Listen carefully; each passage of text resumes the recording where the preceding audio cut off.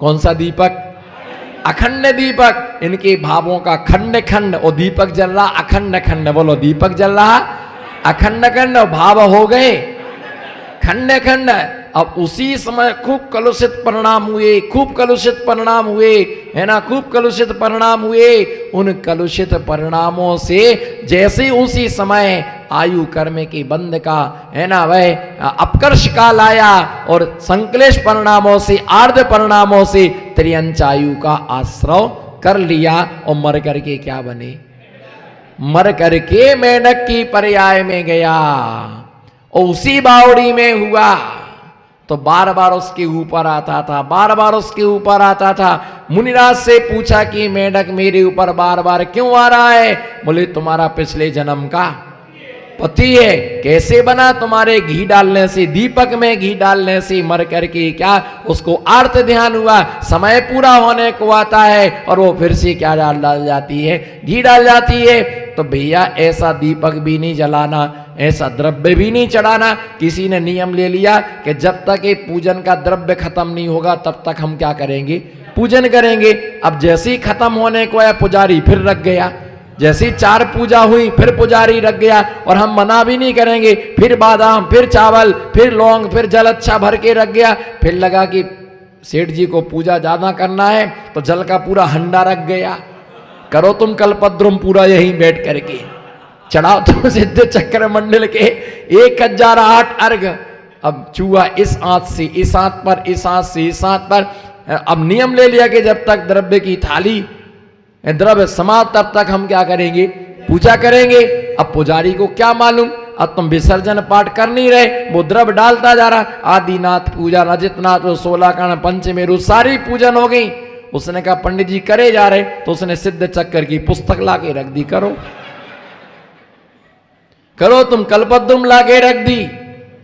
तो भैया ऐसे नियम लेकर के मत बैठ जाना, नियम लेकर के मत बैठ जाना। एक बार किसी महाराज जी ने नियम ले लिया, तो मैंने तो पढ़ा था, मैंने ऐसा नहीं लिया, महाराज जी ने नियम लिया था। जब मैंने वो घटना पढ़ी, वैसा नियम मैंने कभी नहीं लिया, और मैं लूंगा भी नहीं ऐसा कभी नियम। उन्होंने नियम ले लिया, आहार में हमें जो देगा हम वो लेते जाएंगे, हम मना नहीं करेंगे। महाराज खड़े हुए, पानी का जग तैयार था, पूरा फुल, देते गए देते गए देते गए, एक जग महाराज पूरा पानी पी गए। बोले और पानी लाओ, तो एक जग और लाए, तो एक जग और दे दिया, और लाओ पानी, एक जग और लाए, वो भी महाराज ने पानी ले लिया। लेते रहे, सारे लोग जग में पानी पानी लेके खड़े हो गए, 10-15 जने। जैसे अभी क्या है, पारसोला में एप्पल की बहार आई है, ऐसे सारे लोग। अभी तो यही आफत है चौके में, जिसके तरफ देखो जम्मू कश्मीर नजर आता है।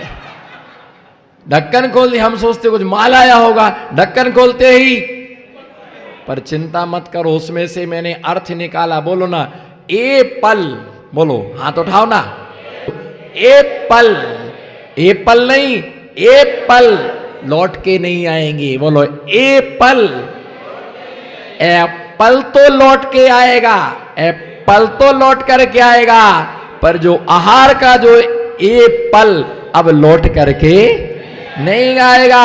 एप्पल तो आएगा, पर हमारे घर में अब लौट करके नहीं आएगा। एप्पल हमारे लौट के नहीं। सबने पानी पानी पानी पानी पानी पानी पानी देते गए, महाराज ले लिया, और जब उनका फुल हो गया पेट, तो उन्होंने अंजलि क्या कर दी? छोड़ दी।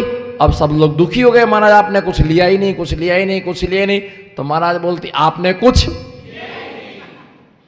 अपना विवेक भी कभी हमें रखना चाहिए कि आप भोजन के पहले कितना पानी पीते हैं। कई बार आहार देते इतना सारा सामान, आप सोचो आपके सामने इतना सारा सामान रख दे तो आपका क्या होगा फिर? है सलाद लाए तो टोकनी भर के, जैसे 7वें नरक से तुरंत निकल के आए हो। जूस लाएंगे तो पूरा जग भर के लाएंगे, जैसे कभी जिंदगी में देखा ना हो।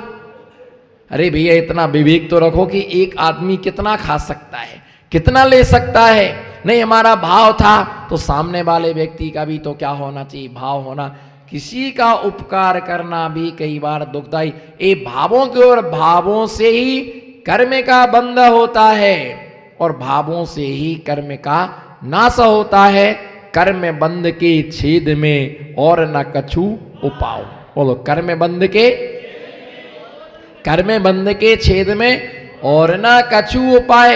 इन भावों के द्वारा जीव की दशा, मालूम द्रौपदी का जो जीव था, सुनो ध्यान से, द्रौपदी का जो जीव था तो उसने स्त्री पर्याय में किसी आरिका का उपदेश सुना और आरिका का उपदेश सुनकर के उसने जिंदीक्षा ले ली।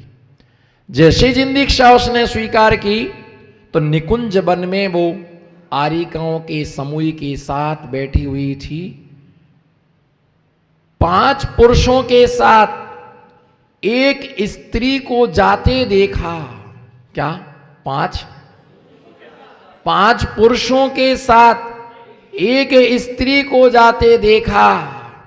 तब मालूम उस आरिका के मन में भाव आया, हे भगवान, एक स्त्री के लिए 5 पुरुषों का सुख मिल रहा है।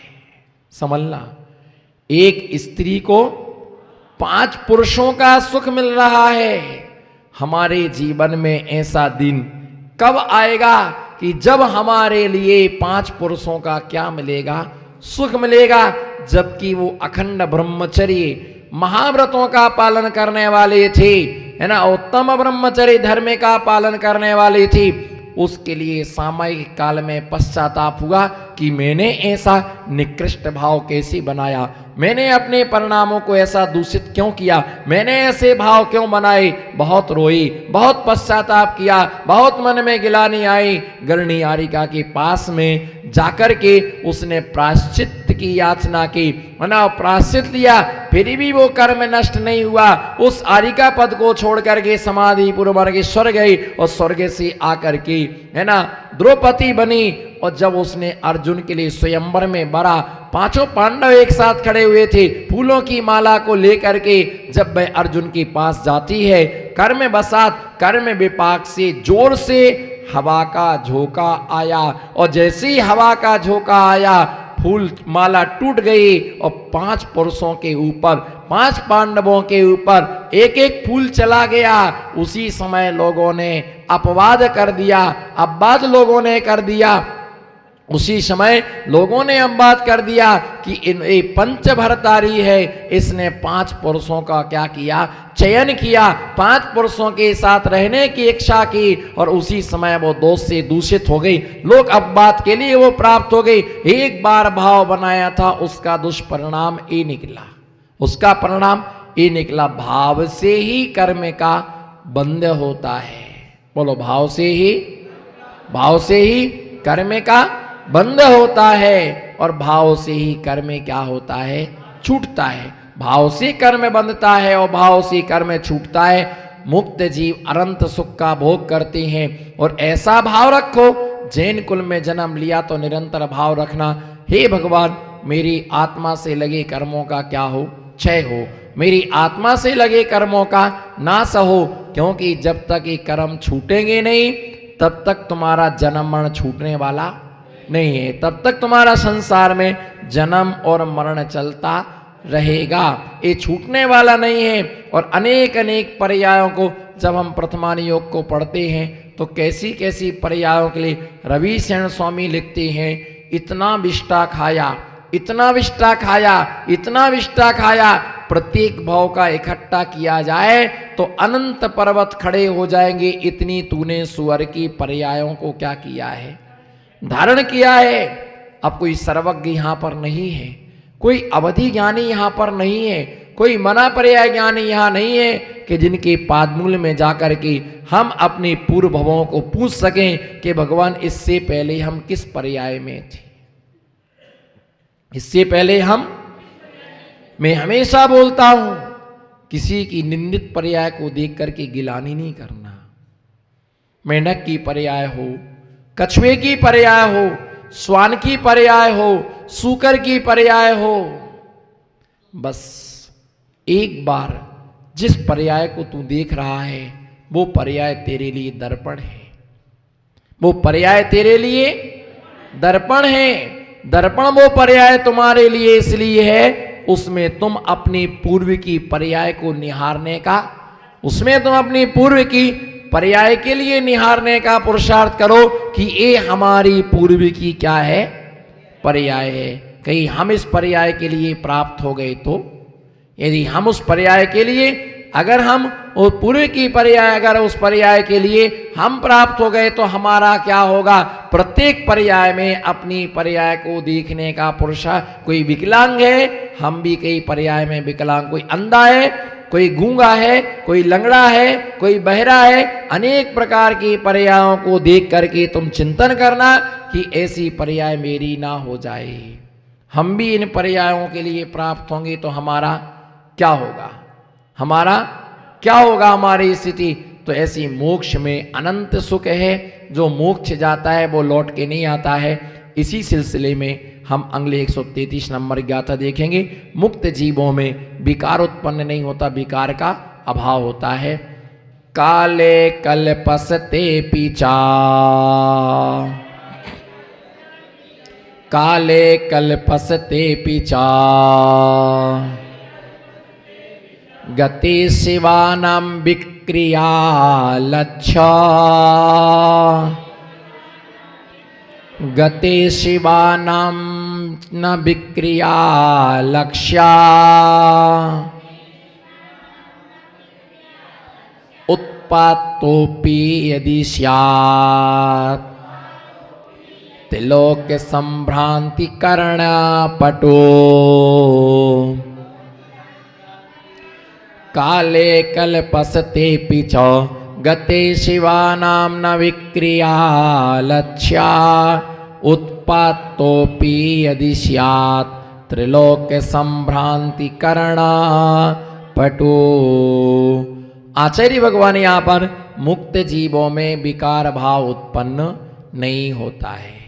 विकारी भाव उनमें सिद्धत अवस्था में, सिद्ध अवस्था में रहने वाले जीव लौट करके कभी भी वापिस नहीं आती। सदाशिव नाम का एक मत हुआ, तो उनकी अवधारणा ये है, वो सदाशिव नाम के मतावलंबी ये मानते हैं कि एक दिन ऐसा आएगा कि सारे जीव मोक्ष चले जाएंगे। क्या सारे जीव? तो संसार क्या होगा, खाली हो जाएगा, कोई नहीं बचेगा संसार में। तब मालूम ब्रह्मा को चिंता होगी।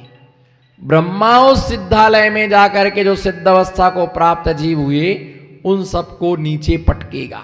क्या करेगा? नीचे पटकेगा। वो फिर संसारी बनेंगे, फिर मुक्त होंगे, फिर संसारी होंगे, उसकी ऐसी अवधारणा है। लेकिन हमारा जैन आगम ये कहता है कि एक बार सिद्धत अवस्था होने के बाद वो संसार में लौट करके, अगर सारे लोग मोक्ष चले जाएंगे तो संसार में कौन बचेगा? फिर कोई नहीं बचेगा, क्योंकि प्रति समय जीव मोक्ष, बोलो ना, 6 महीना 8 समय में 608 जीव मोक्ष जाते हैं। राजा भाऊ, 6 महीना 8 समय में 608 जीव मोक्ष जाते हैं। और जाते रहेंगे तो एक दिन संसार क्या होगा? पूरा संसार खाली हो जाएगा। पर ऐसा नहीं है, ऐसे भी जीव हैं जिनको कभी मोक्ष नहीं होगा। वो कौन है? बोलो, वो कौन है? अभव्य जीव है, उसके लिए कभी भी मोक्ष नहीं हो सकता है। और जैन दर्शन का ये नियम है कि अभव्य कभी भव्य नहीं होता है, और भव्य कभी, बोलो, भव्य कभी अभव्य नहीं होता है, और अभव्य कभी भव्य नहीं बनता है। अभव्य ही रहेगा और भव्य ही रहेगा। ये किसी भी कर्म के उदय से नहीं बनता है, क्योंकि कर्म को नष्ट किया जाता है। किसी भी कर्म के उदय से नहीं बनता है। पारिणामिक भाव है, पारिणामिक भाव है, ये सहजी भाव होता है, बस इसको नष्ट नहीं किया। ओ अभव्य मुनिव्रत धारे अनंत बार ग्रीवक उपजायो। क्या? मुनिव्रत धार, बोलो, मुनिव्रत धार अनंत बार ग्रीवक उपजायो। पैनिज आत्म ज्ञान बिना सुख, मुनि बनना सरल है। बोलो हे मित्र, मुनि बनना सरल है, पर मुनित्व की अनुभूति होना बहुत दुर्लभ है। मुनि बनना सरल है, पीछी कमंडल लेना सरल है, सामयिक करना सरल है, पर मुनित्व की अनुभूति होना बहुत बहुत कठिन है। कि जिन्हें मुनित्व का अनुभव हो पाता है कि हम मुनि हैं। शुद्ध उपयोग में रमने वाले कोई विरले धर्मात्मा होते हैं जो अपने आत्मा के स्वभाव में रह पाते। अमृत चंद्र स्वामी, हे मित्र, अमृत चंद्र स्वामी समयसार कलश में लिखते हैं, भेद विज्ञान सिद्धा सिद्धा एकिल केचन, अस्से भाव तो बद्दा बद्दा एकिल केचन। जितने जीव मोक्ष के लिए प्राप्त हो चुके, भेद विज्ञान सिद्धा सिद्धा एकिल केचन, वो सब भेद विज्ञान के बल पर सिद्धत अवस्था को प्राप्त कर चुके हैं। जितने जीव अभी संसार में रुके हुए हैं, वो सब भेद विज्ञान के अभाव में रुके हुए हैं। जब तुझे भेद विज्ञान होगा, उसी समय तुम्हारे लिए इस संसार से निर्वाण की प्राप्ति हो जाएगी। उसी समय तुम्हें मोक्ष मिल जाएगा। अभव्य जीव कभी भी मोक्ष नहीं जाता। मुनिवित धार अनंत वार ग्रीवक उपजायो, पैनिज आत्म ज्ञान बिना लेश नहीं पाया। स्वरूप की अनुभूति नहीं हुई। सब कहते रहे मुनि है मुनि है मुनि है, ये बात हमने सुनी है, पर इस बात को हमने ना गुनी है। गुनी नहीं है, हमें स्वयं को ऐसा वेदन होना चाहिए कि हम जितनी अच्छी चर्या का एक भव्य मुनि पालन नहीं करते हैं, उतनी अच्छी चर्या का पालन एक अभव्य मुनि करता है। और उस अभव्य मुनि के उपदेश से असंख्यात जीव दीक्षा लेके निर्वाण को प्राप्त हो जाते, पर वो निर्वाण को प्राप्त नहीं होता।